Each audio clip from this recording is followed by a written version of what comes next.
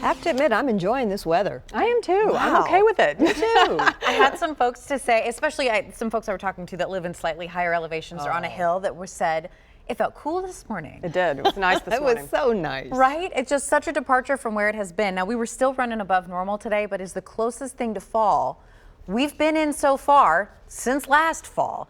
Fall, of course, officially started yesterday. We've got a blanket of cloud cover out there. Are you feeling like you want to make a batch of chili yet? Batch of chicken soup?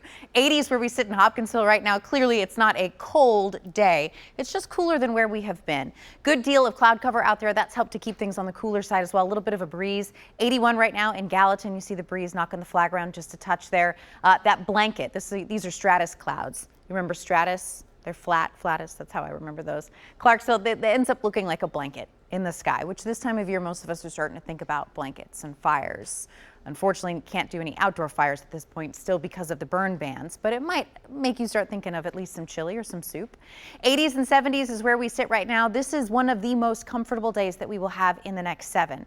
There is also rain inching on the horizon, or at least on our doorstep. Showers across southern parts of Missouri, showers across northern parts of Arkansas. They are slamming into some dry air, and so unfortunately they're evaporating. We did have a few raindrops make it to the ground yesterday. We won't see any tonight, and it is because of that dry air. It's what makes it so comfortable, but it makes it difficult for a raindrop to reach the ground before evaporating. Mid-40s, these are your dew points. So this is how much moisture is in the air. So we go from 40s to 50s to 60s. Clearly, the higher the dew point, the more moisture you've got, the easier it is for a raindrop to make it from the bottom of a cloud to your windshield. Not expecting any raindrops to make it down to the ground tonight, but there is another chance this week. A slight breakdown of our dry weather pattern reappears on Thursday.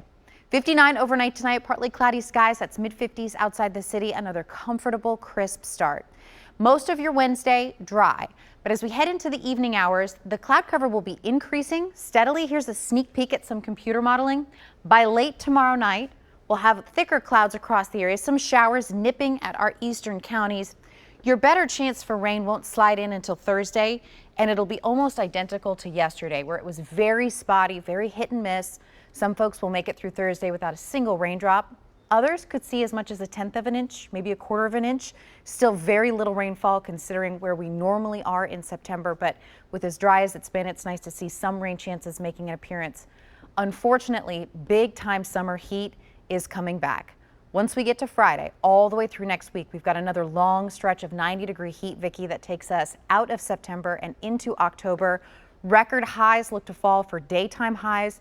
And of course, the more 90 degrees we add to our yearly tally, the more we look to potentially take that #1 spot for the most 90-degree days in a year. So significant record-setting heat remains the key headline to our weather story. Thanks a lot, Bree.